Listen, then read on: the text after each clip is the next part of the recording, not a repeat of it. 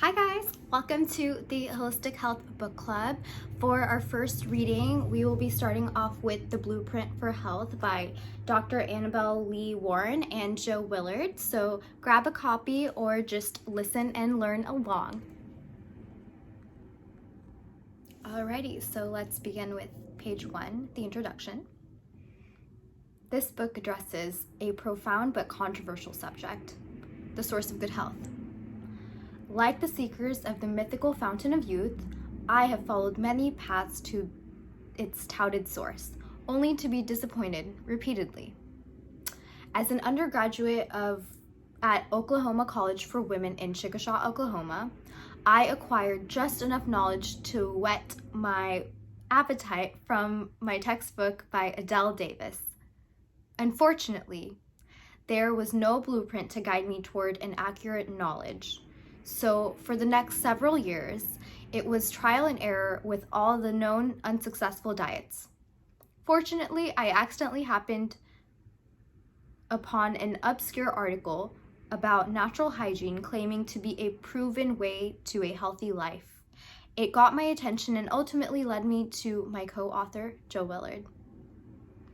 Joe is considered to be knowledgeable about the source of good health and its maintenance throughout a lifetime. Due to her early poignant experiences with allopathic medicine, she learned the fallacy of trying to cure the ailing body. She lives by the reality that what cures also prevents its disintegration. She has been quite successful in pointing indefatigably, haven't seen that word before, the way to pristine health. With her bountiful knowledge and total energy, she fights the war on ignorance, convincing the public that good health is attainable by all is her primary goal. Jo was gracious enough to read her first rough draft to my manuscript, which has the same goal in mind. She thought it had potential. So for the next few years, we collaborated on a strategy of tracing the history of natural hygiene, its processes, and the inevitable results of this. An alternative approach to health into one complete volume. We call it a blueprint for health, and for those who follow its tenets, so it will be. The viewpoint expressed throughout this volume will be based on the scientific principles of physiology and biology, the immutable laws of organic life. These basic principles are collectively known as the teachings of natural hygiene. The revolutionary system of health maintenance will address two broad areas of discussion. Number 1, the requirements of the conditions for health to include A, the foods to which humans are biologically suited. B, the nutrients contained in these foods and their value to the human body. C, the correct principles of food combining and its beneficial impact on the functions of digestion, assimilation, and elimination. Number 2 is the true nature of disease and its role in the healing process, and the fallacy of curing. In these pages, you will discover a method of healing the sick which has no guesswork, no deadly drugs, medicine, no exorbitant medical bills, and realizes a much higher recovery rate than experienced under conventional treatment. You will learn about the true causes of disease, which means the means of health restoration and true healing. You will learn that disease is a friend and not a foe, and the symptoms are only a reminder that we have neglected to adhere to the laws of life. Every person deserves and desires a healthy body, yet there is not a school, college, or university since the Civil War that teaches the fundamentals of acquiring and maintaining optimum health. The rising the rising incidence of degenerative diseases, along with the rising cost of conventional medical treatment, speak to the need of radical change. A mighty roar from an educated public is needed to create conditions for a sane and consistent healthcare system. Never has there been a greater need for such a reform than that at the present time. And I agree, especially during quarantine. Statistics prove that America is one of the least healthiest nations of the world.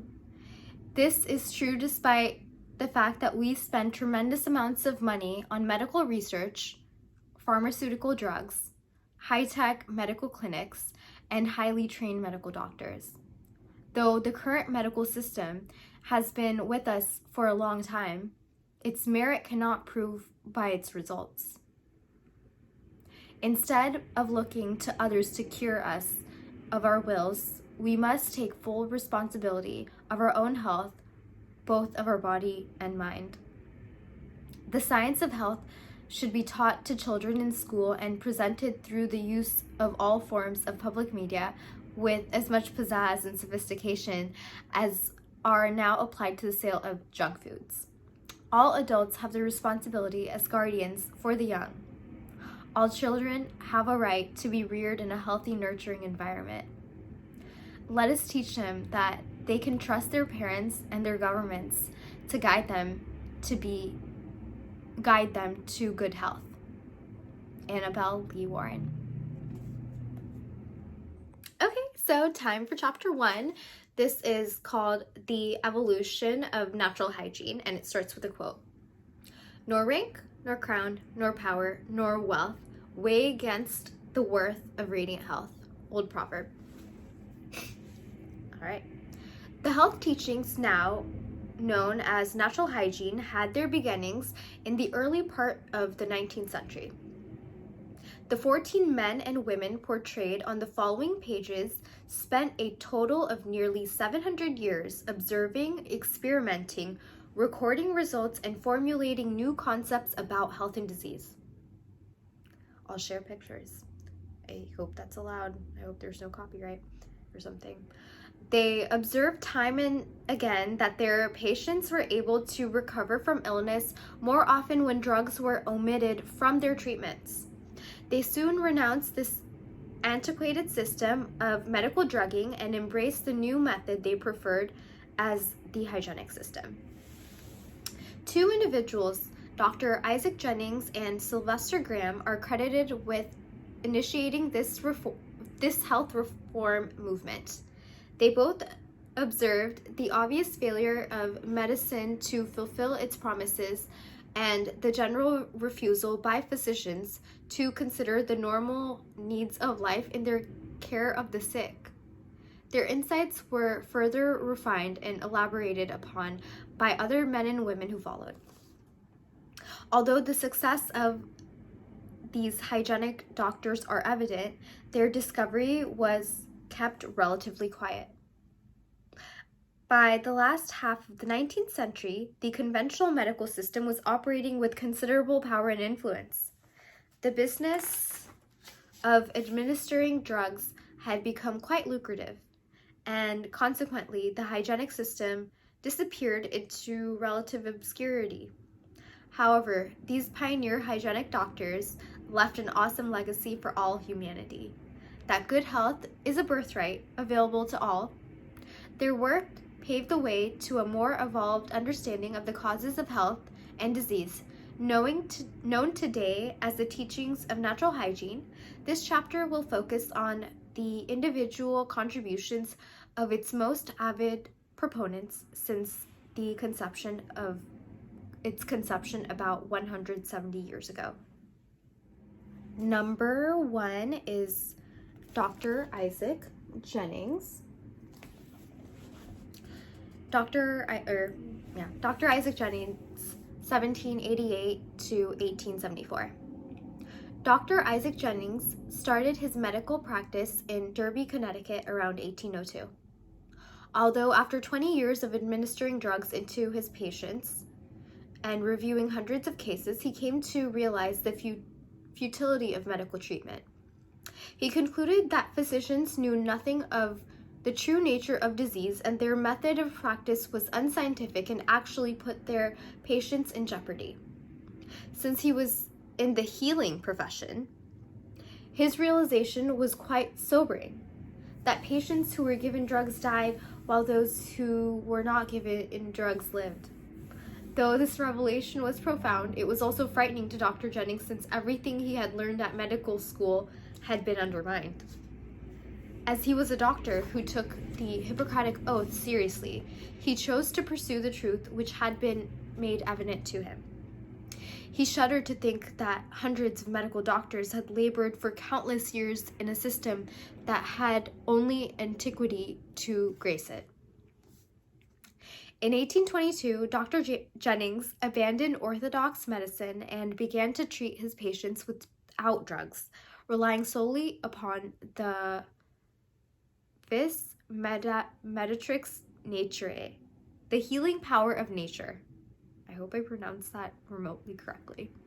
To express his revolutionary concept of health and disease, he coined the term orthopathy, meaning that nature is always upright, moving in the direction in disease as in health. This was a direct contrast to the prevailing thought about disease, which he referred to heteropathy, meaning that disease is action in opposition to the body's welfare. So it says, no, this distinction between the two viewpoints precisely what separates hygienic philosophy from all other health care systems. In other words of Dr. Shelton, the orthopathic conception of health and disease leads to pure hygiene, while the heteropathic traditions place its chief reliance upon therapeutics. The one is a natural system, and the other is an artificial structure. Therapeutics change from day to day. Hygiene remains always the same. Its principles are eternal.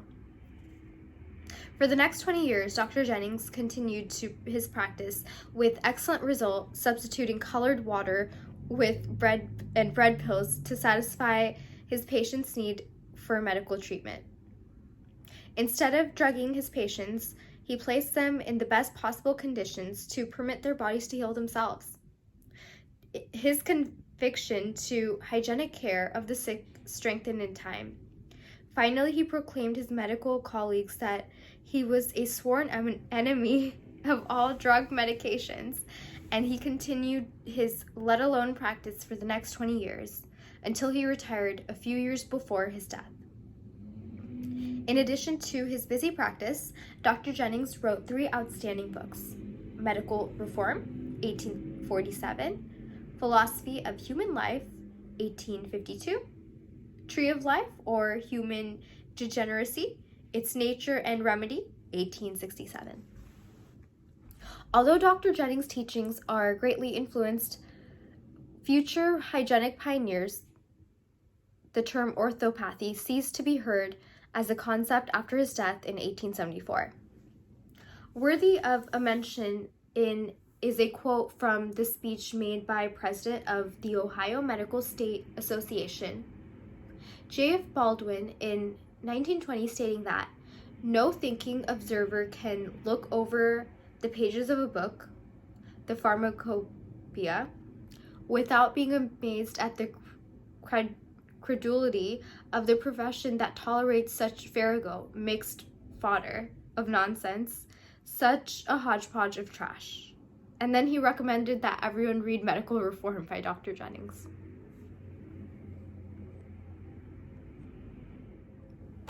Number 2, we have Sylvester Graham. He is a physiologist. Sylvester Graham was born in Boston in 1794.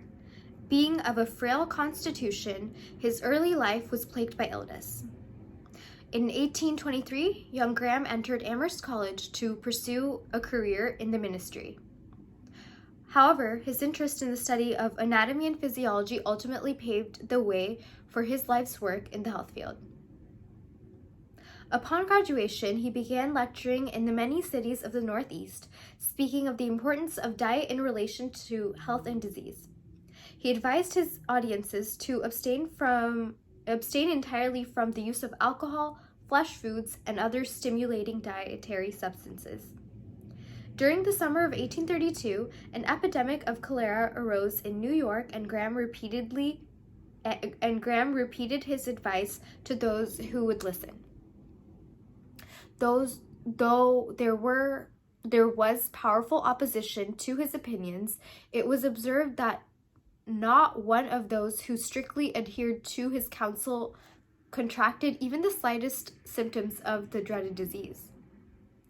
As a contrast to Graham's teachings, it's illuminating to note the ignorance which prevailed concerning dietary advice.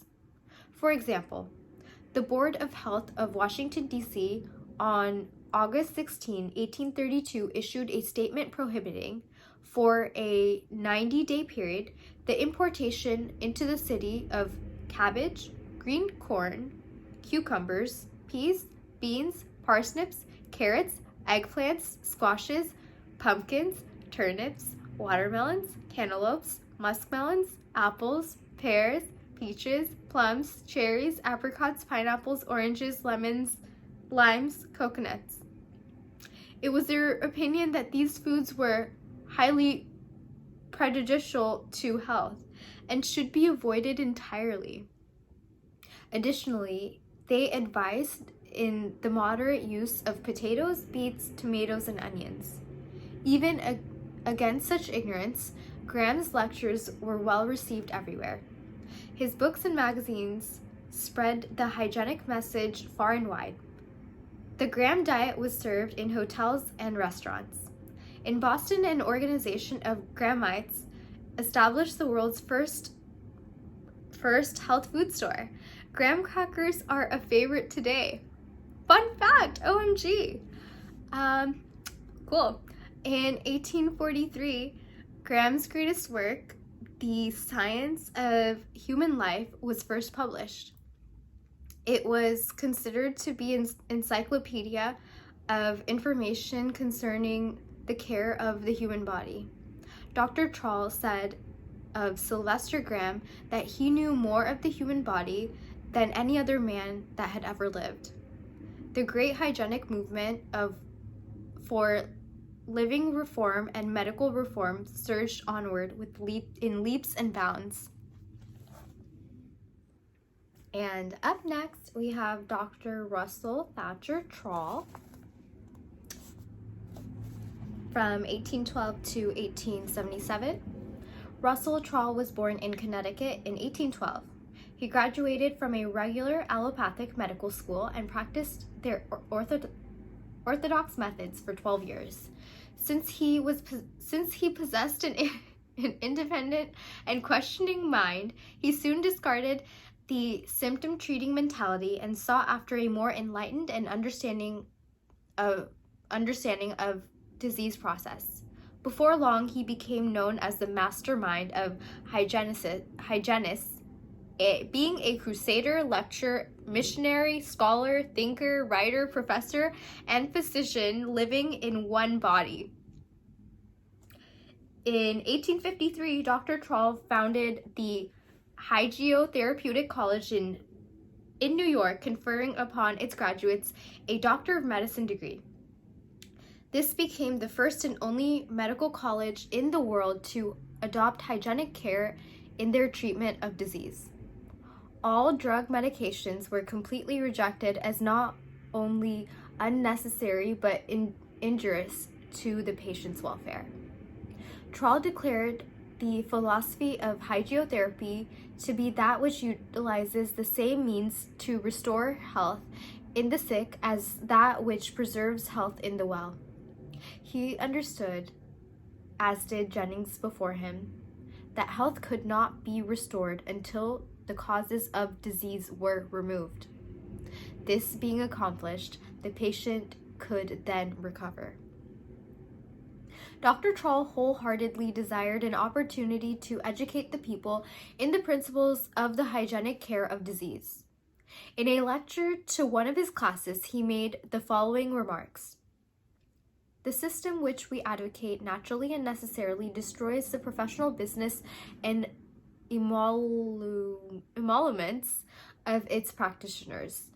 If we cannot begin the healing art with a higher motive than to get a profitable trade out of the ignorance and falsities and infirmities of society, it would be well for us and better for the world.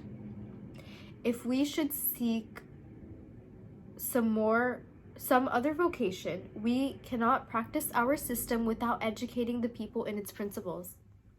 No sooner do they comprehend them than they find themselves capable of managing themselves, except in rare and extraordinary cases without our assistance.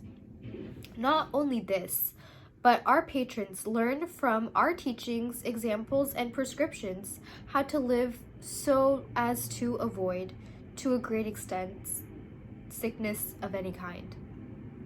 When you become physicians, you will be continually teaching people how to do without you. It is said that Dr. Trawl fought for medical liberty, like a roaring lion, challenging any other medical doctor to meet him on the public platform to debate the theories and practices of the conferring schools of thought, i.e. allopathic, homeopathic, naturopathic, eclectic, etc. In the famous lecture given at the Smithsonian Institute in Washington, D.C. in February 1862, Dr. Trawl delivered to the world his message of the true healing art. He boldly declared that the doctrines and theories taught in medical school and practiced by the medical professions are untrue in philosophy, absurd in science, in opposition to nature, and in direct conflict with every law of the vital organism. He continued, stating that the drug medical system cannot bear examination. To explain it would be to destroy it, and to defend it even is to damage it. Its only safety consists in non-agitation, and all it asks is to be let alone. Dr. Trawl wrote many valuable books in various health subjects, the most notable being in his Hydropathic Encyclopedia. He also edited a journal of living reform, which he supported in the women's suffrage movement, discussed the subject of sex hygiene, and joined Mrs. Amelia Boomer in her fight for women's rights, wearing bloomers instead of skirts. And up next, we have Dr. John Tilden. All right. John Tilden graduated. Dr. John Tilden lived from 1851 to 1940. Okay, now let's start. John Tilden graduated from medical school in 1872 and practiced conventional medicine for the next 25 years. It was during these years that he began to question the use of medicine to remediate illness. From his own experiences, extensive reading of studies from European medical schools, and the writings of the pioneer hygienists, he concluded that disease was caused by unhealthful living, and these causes could be avoided. After his 25th year of drug-oriented medicine, Dr. Tilden spent the next 42 years caring for his patients hygienically. He found the Tilden Health School in Denver, Colorado, where he employed fasting as a means to assist the healing process. Dr. Tilden wrote numerous books on the subject of health and disease, the best known of which is titled Toxemia Explained. In it, he elaborated on his theory of innervation toxemia being the basic cause of all disease. Though his concept was not altogether new to previous hygienic doctors, he was the first to clearly and accurately formulate the theory into a systematic and organized fashion. He created the tree of toxemia, a graphic illustration of the many contributing factors to the causation of disease. This toxemia theory is recognized as his grand contribution to the hygienic philosophy. The following definition of toxemia offers valuable insight into his discovery. So, definition of toxemia. In the process of tissue building, metabolism, there is cell building, anabolism, and cell destruction, catabolism. The broken down tissue of is toxic and in health when nerve energy is normal. It is eliminated from the blood as fast as evolved. When nerve energy is dissipated from any cause, physical or mental excitement or bad habits, the body becomes enervated. When enervated elimination is checked, it causes a retention of toxins in the blood or toxemia. This accumulation of toxin, which once established, will continue until nerve energy is restored by removing the causes. So-called disease is nature's effort of eliminating toxins from the blood. All so-called diseases are crises of toxemia. In 1900, Dr. Tilden began his publication of his monthly magazine, which continued until his death in 1940. Though he received strong opposition and condemnation from his medical colleagues, he was devoted to his search for the truth throughout his long life.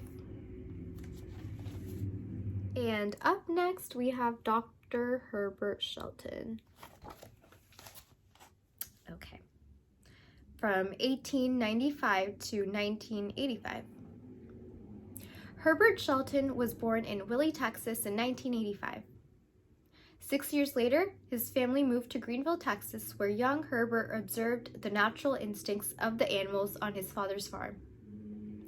His perceptive mind noticed that they would abstain from food when sick or injured, and that they recovered without recourse to medicine. This discovery inspired him to become interested in fasting as a means of recovery from disease. In 1911, while still in high school, he discovered a copy of Bernard McFadden's magazine, Physical Culture. This soon led him to Dr. Charles' book, The True Healing Art, which opened his eyes to the false doctrines taught in medical schools. This, in turn, led him to the search for other teachings by the hygienic pioneers such as Graham, Jennings, Walter, Page, Oswald, etc. These doctors had all observed that the body heals itself when left alone, a concept that became familiar to him on the farm. Shelton pursued his studies of health and disease at several colleges. In 1922, he graduated from the American School of Naturopathy, and the following year he graduated from the American School of Chiropractic. In 1925, he became a writer for McFadden's magazine and also a health columnist for the New York Evening Graphic.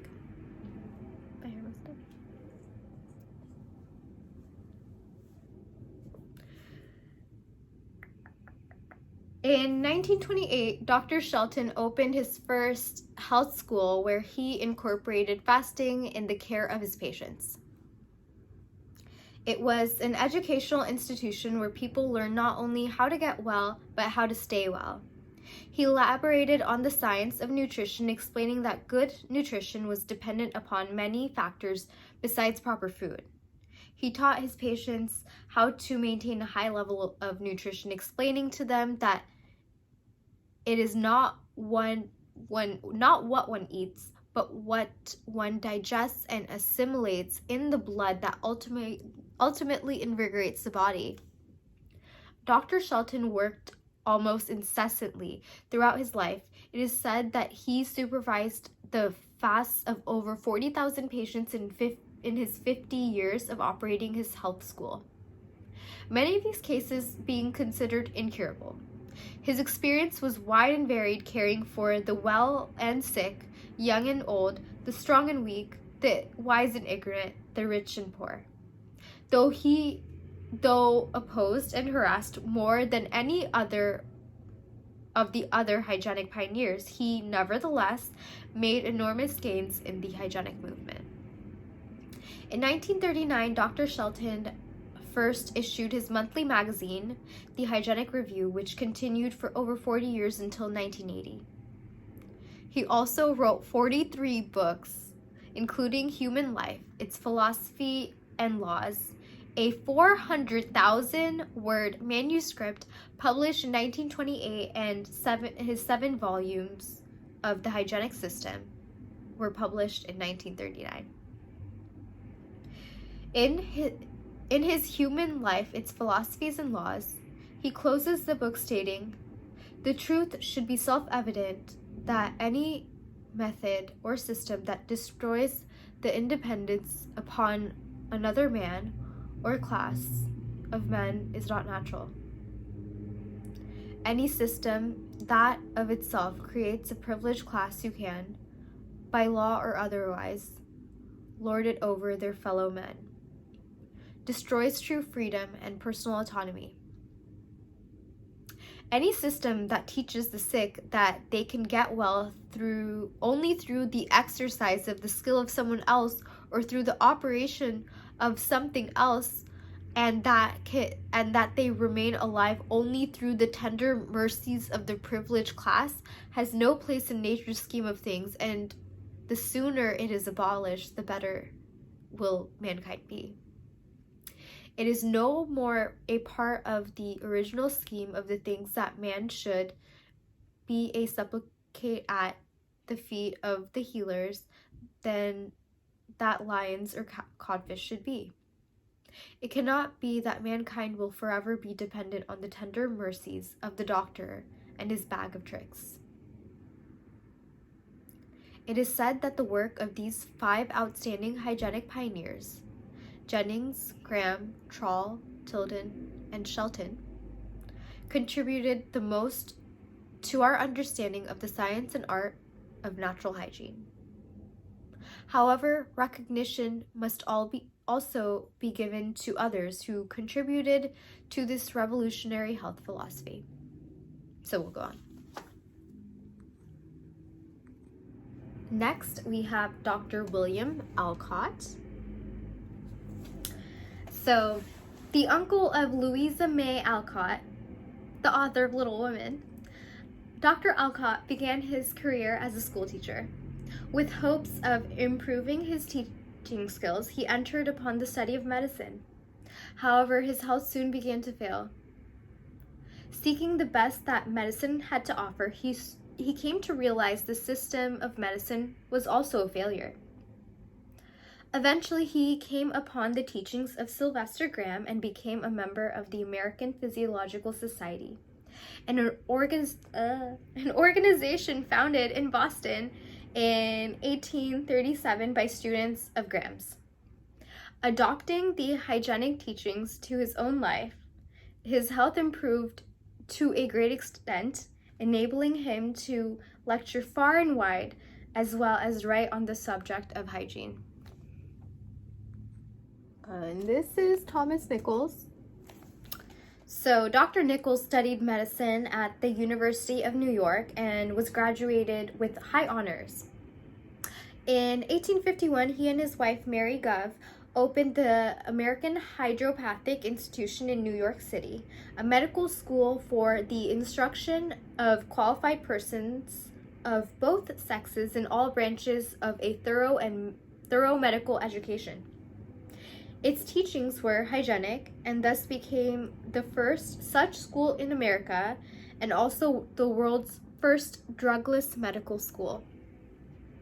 Dr. Nichols believed that the best thing for the sick person was to stop eating and to rest the mind and body, because the effort to digest food, to exercise, and to keep up were the causes of exhaustion and interfered with the body's work of healing.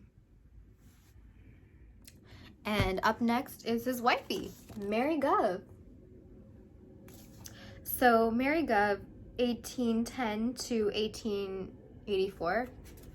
Mary Gove was probably the country's first feminist, being quite active in the women's rights movement, especially in regard to dress reform. She expressed the opinion that women have so long acted and almost existed by leave granted by the majority that they have little idea of independent action. The public puts its mold upon us, and we come out as nearly alike as peas. Mind, health, beauty, and happiness are all sacrificed to the processes of mold. My remedy for all this slavery of women is for her to begin to judge and act for herself.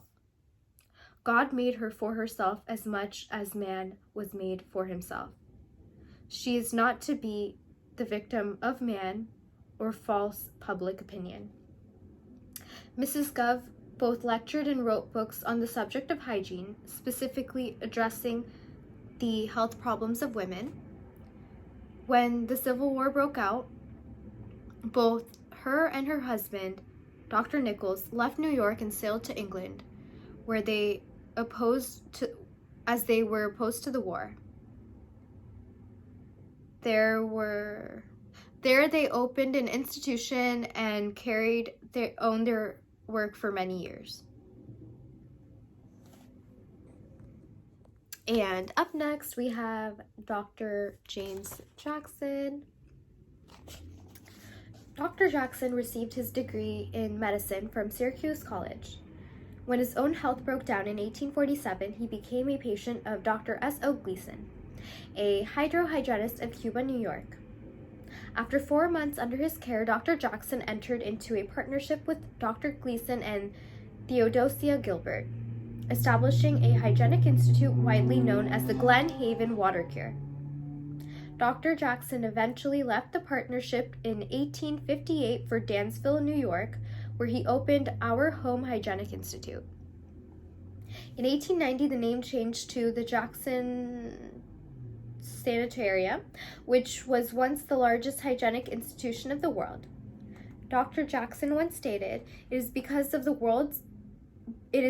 world stands so much in need of this knowledge that we are determined to make it available for those who might come within the sphere of our influence.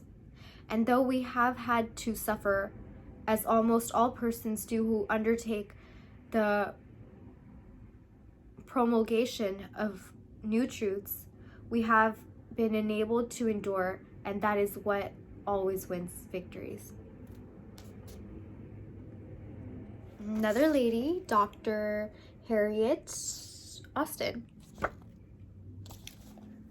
So, the adopted daughter and associate of Dr. James C. Jackson, Harriet Austin was one of the early graduates of the American Physiological and Hydropathic College, and among the first women in the world to receive a medical doctor's degree.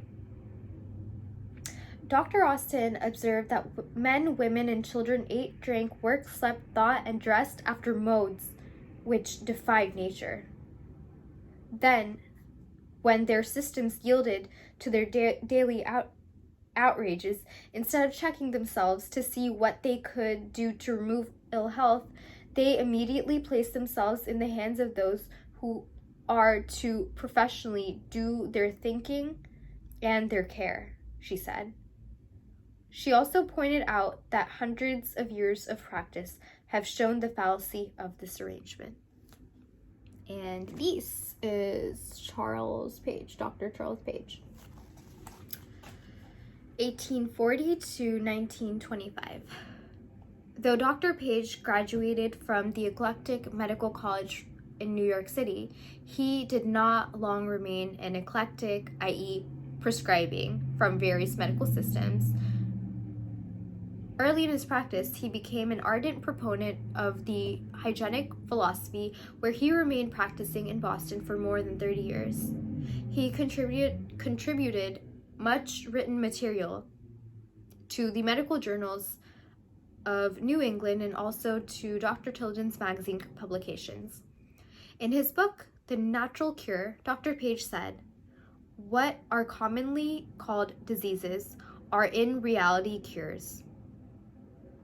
And the common practice with drug doctors of controlling the symptoms are like answering the cries and gesticulations of a drowning man with a knock on the head." And last but not least, we have Dr. Robert Walter.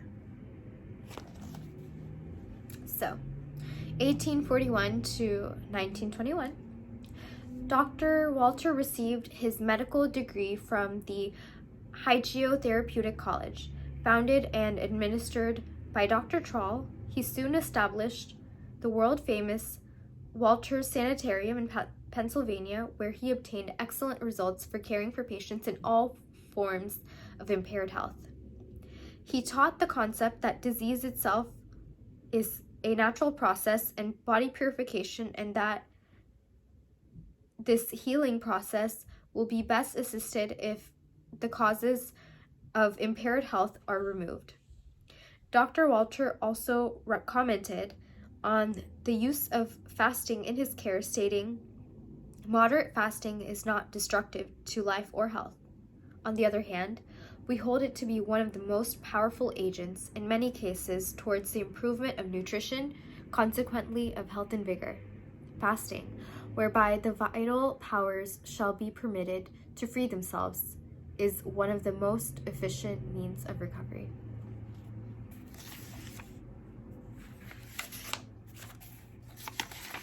Oh, I thought that was last but not least. We have two more.